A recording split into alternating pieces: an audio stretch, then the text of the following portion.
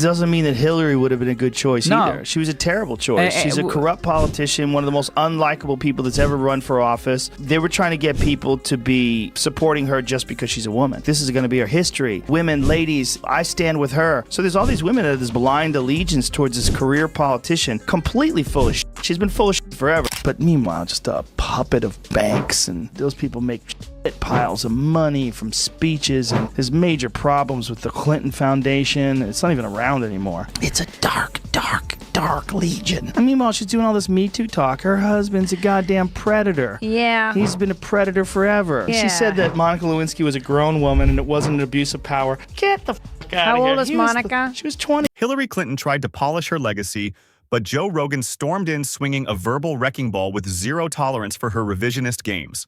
From the shadows of her email scandal to her endless blame-shifting circus, Rogan didn't just point out the cracks. He blew the entire stage to pieces. This wasn't playful ribbing. It was a ruthless demolition, sharp, fiery, and packed with biting humor. Hillary walked in expecting applause, but instead, she was met with Rogan wielding facts, fury, and a takedown that left her with nowhere to run. He is, and he's actually still kind of good looking. Like, even for an older dude. Yeah, why not? He's still so good looking, and she's just so miserable. She was publicly humiliated, and she thought that her big retribution would become president. I'm running for president, and I'm in it to win it.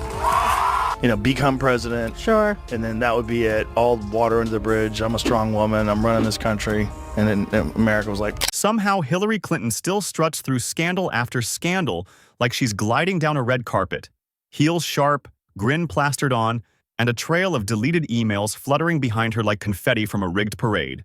But Joe Rogan doesn't just tease her. He rips straight into the core of her political existence with brutal precision. This isn't polite criticism. It's a wrecking ball smashing decades of carefully staged performances, starring the same lead actress who keeps forgetting her lines yet still demands a standing ovation. I was infuriated when people that I knew that I was friends with were trying to tell me that Hillary Clinton was a good choice. And that's the same choice. I'm like, look, I don't know if she's murdered people, but I know that I worry that she's murdered people. That's a real... I really wonder. Like, this Seth Rich... I know.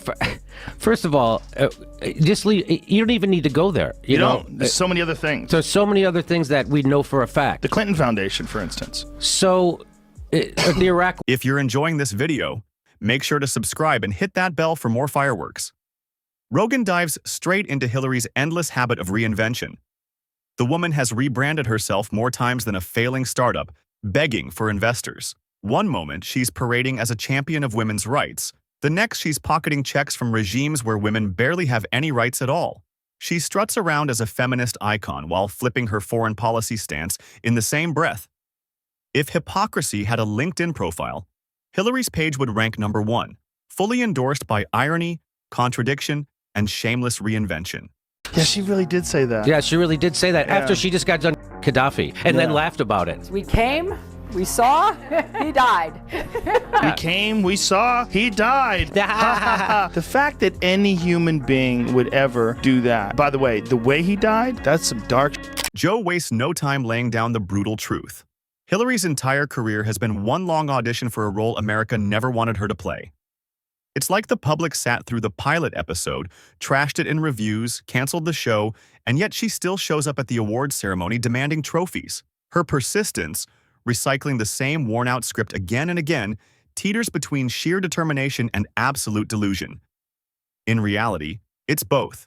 And Rogan makes sure every single viewer sees it crystal clear. The thing was, he was packing stadiums. Yeah. She couldn't even fill a fucking high school gymnasium. Right. She was pulling all the strings, and she had all the favors that she was pulling in, and she had a shit ton of money behind her, and they were completely arrogant, and all the liberal elite in the media thought there was no chance that she was going to lose. She's 95% shoe-in to win the presidency, and she walked around like she was 95%. She already thought she won. Yeah. And then comes the notorious email scandal. The one that refuses to die because Hillary treated a government server like it was her personal scrapbook. Rogan dives in and turns it into pure comedy gold. It practically writes itself. She insisted it was all about convenience. But what she really built was a monument to reckless decisions carved in digital stone. Somewhere out there, a Nigerian prince is still jealous of her setup. And through it all, Hillary cast herself as the victim, like a star of an off-Broadway tragedy titled Accountability is Sexist. Forever. If you watch the conversation between James Comey, when James Comey testified about what he did and what they found with the Hillary Clinton emails, and then her version of it, she's just a straight liar. Yeah. She deleted 33,000 emails. How the do you do that? And then Even worse than that, when they rigged the DNC, they rigged the primaries so that Bernie Sanders was going to lose. She had her people into the DNC. That was crazy. From there, Rogan zeroes in on the Clinton Foundation, better known as the family empire that somehow manages to pose as a charity, operate as a political machine, and swallow up mystery money all at the same time. The cash flows in, the influence seeps out, and what happens in between could use a decoder ring and a priest just to explain. Rogan makes it plain. This isn't service to the people. It's public relations with a donation jar. Then comes 2016, the most jaw-dropping political collapse in modern history. Hillary had it all. The media, the donors, the celebrities, the confetti, even a lineup of former presidents cheering, and still lost. Rogan revels in the absurdity of a billion-dollar campaign so robotic it made vending machines look heartfelt. And whether it's shady real estate deals, foreign donations, or perfectly timed Wall Street speeches, Hillary always wears the same expression. Half shock, half rehearsed disbelief. It's like watching a soap opera villain finally realize the audience knew the truth all along, after 6 seasons of deception. One of my favorite clips is Hillary Clinton when she was running 2012. She was more MAGA than MAGA. So I think we got to have tough conditions. Tell people to come out of the shadows. If they've committed a crime, deport them. No questions asked. They're gone. If they've been working and are law-abiding, we should say, here are the conditions for you staying. You have to pay a stiff fine because you came here illegally. You have to pay back taxes, and you have to try to learn English, and you have to wait in line. You have to wait in line. That's so MAGA. Joe Rogan doesn't skip Benghazi either. That foreign policy disaster that became a symbol of sheer incompetence. It wasn't just tragedy. It was the shameless scramble to shift blame away from Hillary and her department. Accountability was dodged like a schoolyard game, with Hillary standing in the middle marked as the target. Rogan seizes it, pointing out how her strategy was simple. Deny, deflect, distract, and then cash in by writing a book about being misunderstood. Speaking of books, her post-election memoir is a masterclass in self-praise and finger-pointing. Rogan tears it apart like bizarre fan fiction where Hillary casts herself as both the brave hero and the unrecognized genius. Each chapter reads like a therapy session, where she interrupts the therapist to blame James Comey, misogyny, the media, basically anyone but Hillary. Rogan drives the point home with ruthless imagery. Hillary steps on stage like a glitching hologram, giving speeches so choreographed they'd make Broadway directors blush. Spontaneity? Nowhere to be found. Relatability? Replaced with talking points. She talks to voters like she's reading a user manual, and somehow manages to make inspiration sound like a safety warning. Like, I was getting shot at. It's like, I can't imagine, I was just talking about lack of empathy. I can't imagine being in a situation where I'm on television and I'm saying things that are so removed from the truth. Right. Like, I can't wrap my head around that. Well, Hillary did the same thing. Well, she's a congenital liar, as she was referred to by the New York Times back in the day. And rightly so, but people forget this. She did talk about a firefight that she was involved in. I was under sniper fire, and the worst thing about that people didn't give a shit about, she said when she was in Bosnia, she was under sniper fire. It's like, wait a minute, you're throwing the Secret Service under the bus. Because what kind of secret... Rogan hammers Hillary's notorious tech cluelessness. Terrifying when you remember she once oversaw national cyber policy. Watching her with technology is like watching your grandmother try to film a TikTok. It's all buttons, panic, and where did the email go? Chaos. She even confused wiping a server with grabbing a literal cloth. That's not comedy skit material. That's a national security nightmare dressed as slapstick.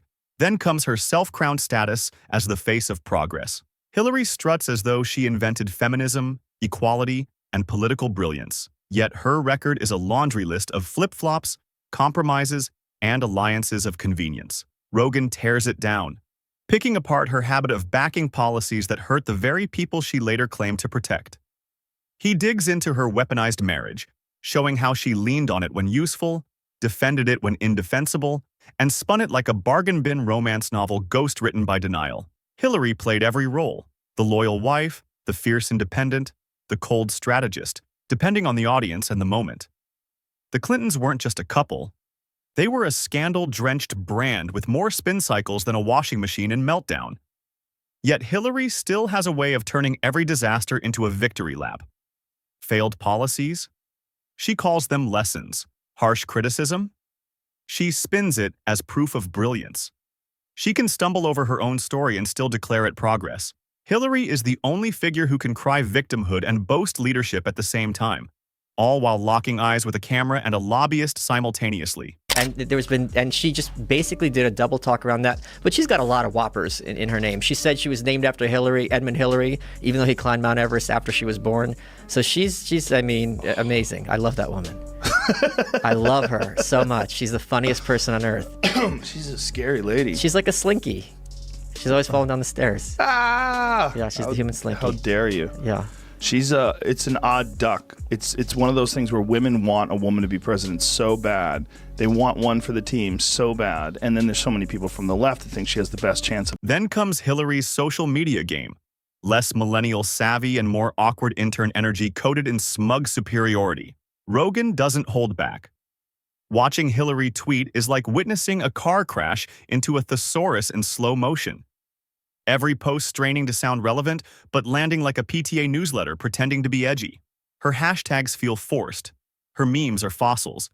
And her GIFs look like someone Googled cool internet trend back in 2012 and never updated the page. Joe wraps it up by shredding her constant need to insert herself into every political conversation, whether she's invited or not.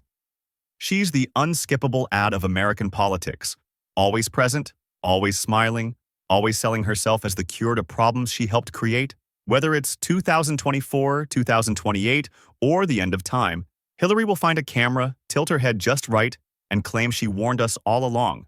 She's the ghost of campaigns past, haunting CNN sets and lecture halls like a restless PR phantom. And as she drifts off to her next self-congratulatory stage, one thing is undeniable. This roast isn't over. The saga of spin, ego, and deleted emails is forever waiting for the next punchline.